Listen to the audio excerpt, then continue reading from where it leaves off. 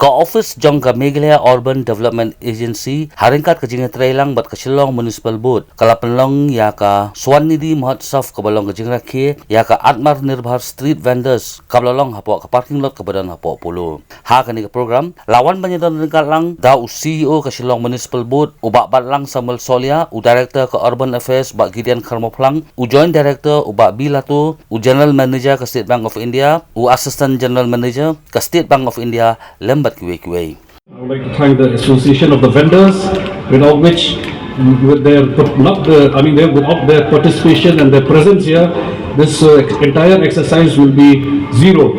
But they are here with full enthusiasm, and I wish them all the best. And I hope we shall carry on here with greater strength and stride. I would like to thank the representative from the State Bank of India, including the GM and AGM. And also the presentation on the transaction.